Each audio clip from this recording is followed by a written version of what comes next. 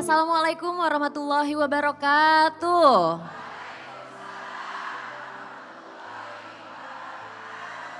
Bunda, alhamdulillah senang sekali saya Zizi Syahab hadir menemani Anda dalam kajian hati.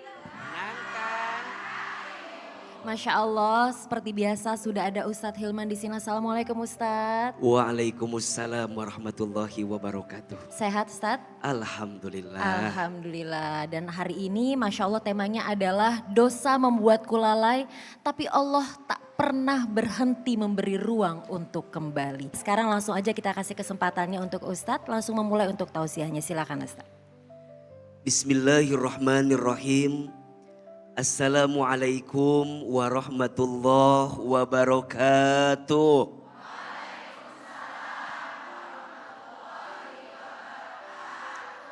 Bunda,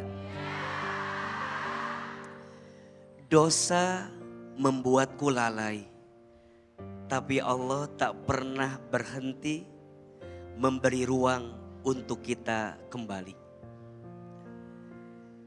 Diakui atau tidak, setiap kita pasti pernah berbuat dosa.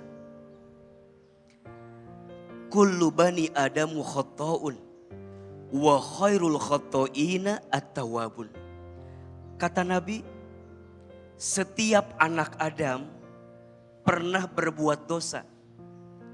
Dan sebaik-baiknya orang yang pernah berbuat dosa adalah dia yang segera kembali bertaubat memperbaiki dirinya di hadapan Allah Subhanahu wa ta'ala.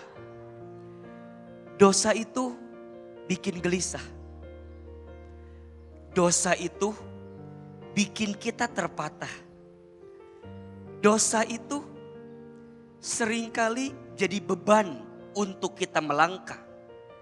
Dan dosa itu kadang jadi sesuatu yang terus hadir dalam diri kita sehingga membuat kita rasanya jauh dari Allah Subhanahu wa ta'ala. Maka disebutkan dalam Al-Quran, A'udzubillahi minasyaitonirrajim, kalla bal rana ala qulubihim ma kanu yaksibun. Ketahuilah, sesungguhnya setiap dosa yang kamu lakukan akan menutup hatimu sehingga engkau lepas dari kebaikan Allah Subhanahu wa ta'ala. Tapi ada satu hal yang harus Bunda pahami.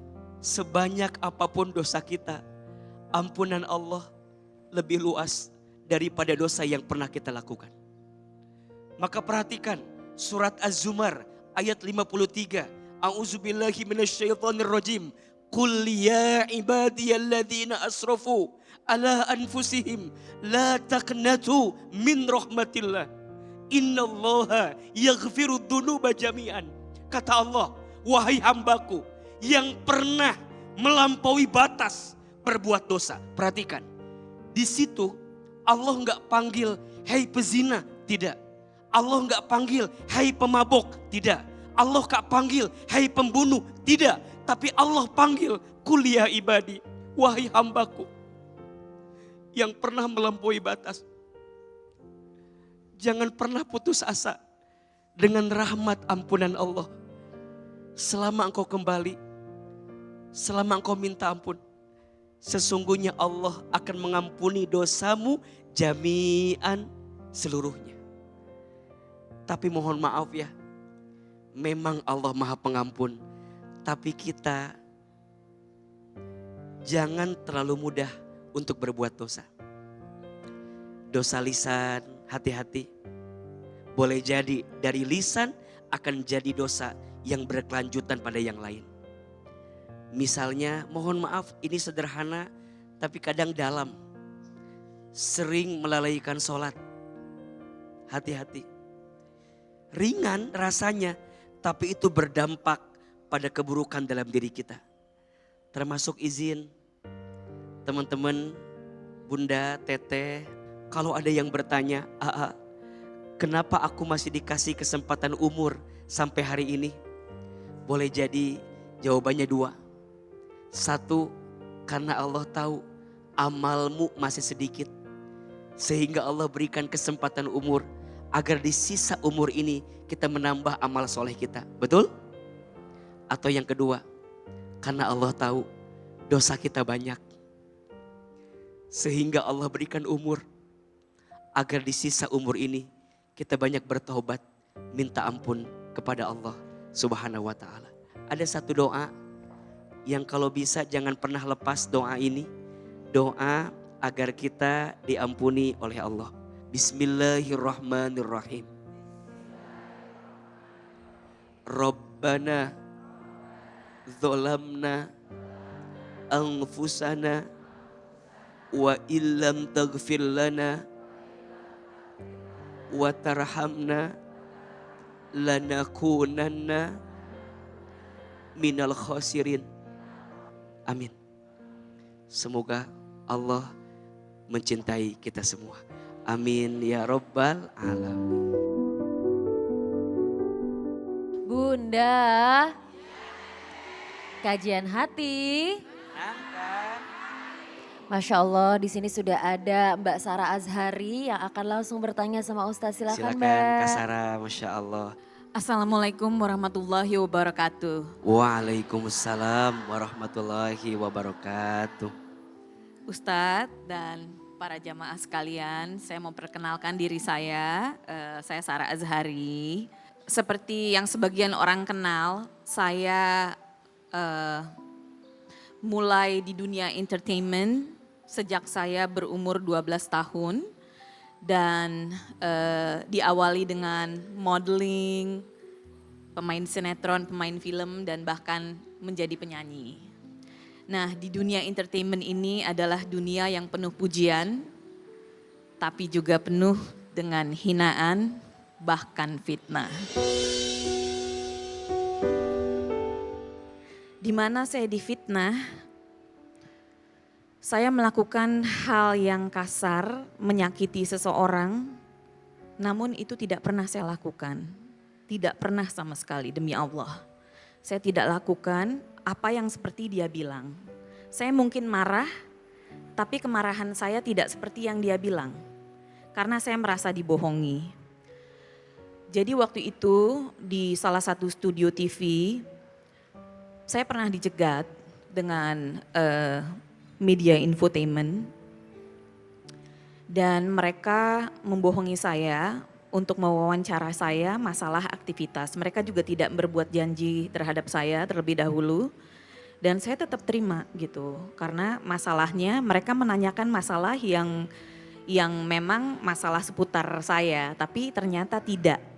Mereka malah menanyakan sesuatu yang sangat bukan urusan saya sama sekali, dan saya tolak. Ketika saya tolak, mereka salah satu dari media itu berucap dengan penuh ancaman terhadap saya yang membuat saya akhirnya menjadi marah. Dan saya tidak mau diwawancara, bahkan saya tidak mau ada terekam wajah saya di dalam kameranya. Dan saat itu saya berteriak, saya ingin mengadukan masalah ini ke polisi. Namun di studio TV tersebut saya didamaikan oleh orang-orang di TV tersebut. Nggak usah ada masalah lagi, damai aja gitu. Karena saya nangis kan waktu itu di situ.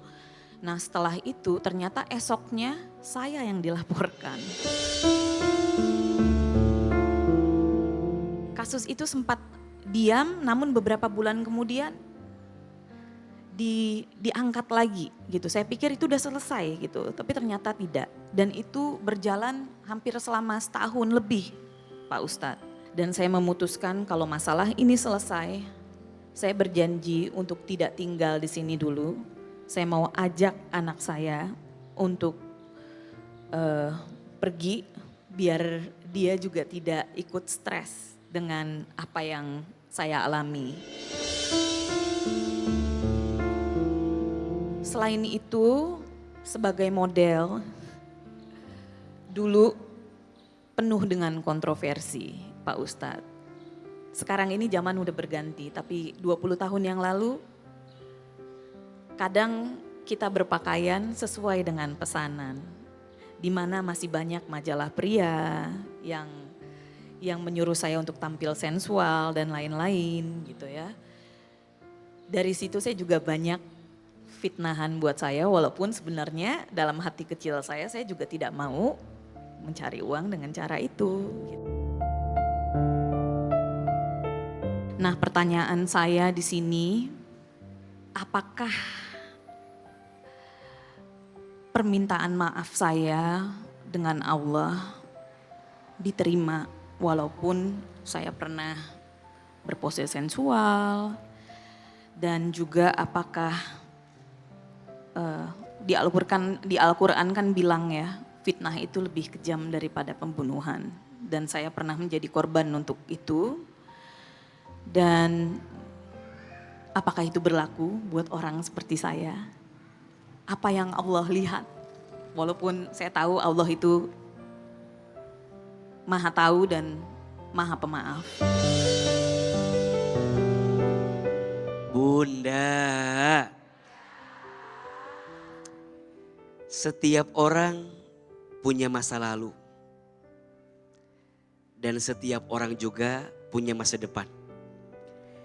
Jangan selalu melihat orang di masa lalunya. Karena boleh jadi Allah menyiapkan kebaikan di masa depannya. Orang yang pernah berbuat salah masih punya potensi untuk jadi orang soleh.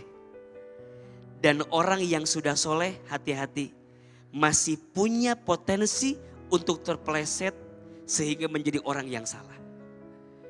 Maka siapapun di antara kita belajar ya, jangan mudah menjudge orang lain. Termasuk jangan mudah menjudge surga dan neraka untuk siapapun. Karena kita nggak tahu, ada orang yang kelihatannya beramal surga, tapi ternyata dia punya hati yang kotor. Dia punya perbuatan yang buruk yang tidak terlihat. Justru nanti Allah masukkan ke dalam api neraka. Sebaliknya, ada orang yang seakan-akan beramal neraka. Kita tidak tahu. Mungkin dia punya amal yang sir, punya amal yang tersembunyi, yang mungkin tidak nampak. Ternyata orang yang kita judge ahli neraka itu nanti Allah masukkan ke dalam surga. Bukankah ada kisah? Satu kali ada seorang perempuan yang dikisahkan, mohon maaf, perempuan itu ibadahnya bagus, sholatnya bagus, puasanya bagus, baca Qur'annya bagus, bagus semua.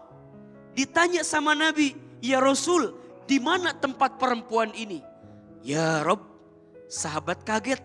Rasul menjawab, ya finnar, dia di dalam api neraka. Kok bisa ya Rasul? Bukankah ibadahnya bagus? Bukankah semuanya bagus? Kenapa tempatnya neraka? Ya Rob, apa kata Nabi? Lisan perempuan itu sering menyakiti hati tetangganya.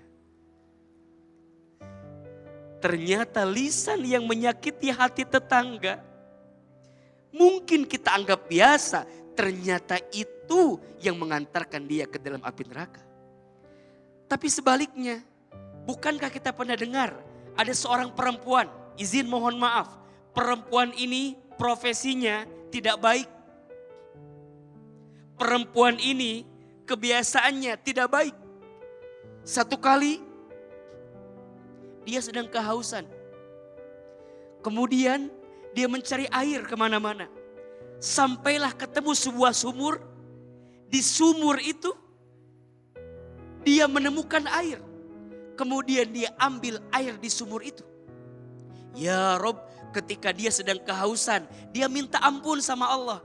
Banyak yang gak dibahas di sini nih. Jadi waktu dia kehausan, dia tuh minta ampun sama Allah. Ya Allah, kalau aku haus disebabkan karena dosa-dosaku, ampuni aku gitu. Jadi kalau bahasa gampangnya, ya Allah, kalau engkau mengujiku, ujian ini disebabkan karena dosa-dosaku, ampuni aku. Kalau ujian ini dikarenakan karena perbuatanku, ampuni aku. Si perempuan ini minta ampun sama Allah. Setelah minta ampun ketemu air. Airnya diambil sama dia. Pas mau diminum, dia lihat ada seekor anjing kehausan di sampingnya. Maka air yang tadi dia nggak sampai minum, dia kasih ke siapa? Dia kasih ke seekor anjing sampai anjing itu berhenti kehausan. Kemudian dia pergi anjingnya. Kemudian ambil lagi air. Pas mau ambil air, ya Rob, ajal menjemputnya. Ketika ditanya, di manakah tempat perempuan ini? Hiya fil jannah. Dia di dalam surga. Kenapa? Dua yang dia lakukan. Satu, bertaubat setelah berbuat dosa. Dan yang kedua, sibuk berbuat baik setelah dia melakukan banyak kesalahan. Jadi pesan AA, Kak Sarah, tutup semua yang sudah terjadi. Tutup semua yang buruk kemarin hari. Dan tatap ke depan dengan penuh kebaikan. Taubat itu kalau mau diterima ada 3 syaratnya. 1, menyesal. 2, berhenti. 3, berjanji. Selanjutnya tentang urusan fitnah. Al-fitnatu asyaddu minal qatl. Fitnah lebih kejam daripada pembunuhan. Betul adanya, maka siapapun yang sedang difitnah atau siapapun yang pernah difitnah, percayalah Allah akan membalas orang yang pernah memfitnah dirimu. Maka Kak Sarah, semoga ke depan lebih baik. Jangan hiraukan cibiran manusia. Manusia mah emang begitu. Betul? Yang benci ada, yang cinta ada, yang suka ada, yang jahat sama kita ada. Fokuslah dengan yang mencintaimu dan jangan fokus dengan orang yang membencimu. Setuju? Kita tidak bisa menyenangkan setiap manusia, tapi yang pasti jangan pernah menyakiti setiap manusia. Kalau salah, minta maaf. Kalau orang nyakitin kita, maafkan. Insya Allah disitulah kita akan menemukan kebaikan. Insya Allah. Beberapa kejadian yang pernah menimpa saya, entah itu dari penyebaran foto-foto ketika saya sedang casting, orang pernah merekam saya ketika saya sedang casting, itu saya direkam dan diperjualbelikan VCD-nya gitu. Dan menurut saya itu dipermalukan. Saya jadi punya masalah trauma. Tapi saya pribadi, saya tidak pernah ingin menciptakan image tersebut. Jadi saya anggap aja itu komplimen, terima kasih. Dimana sebuah kesensualan atau keseksian juga ada hukumannya. Bukan hukumannya, kayak kita tuh dihukum juga sama orang yang tidak suka dengan hal-hal seperti itu gitu. Jadi ada kutukannya juga sedikit. Tapi kalau menurut saya ya udah, terima aja apa adanya. Saya sudah lapang hati dan Ustadz juga udah bilang panjang lebar mengenai kebesaran Allah dan lain-lain. Bagaimana orang pernah berbuat dosa, kalau dia tobat pasti akan diterima sama Allah. Jadi saya lega dengan hal itu.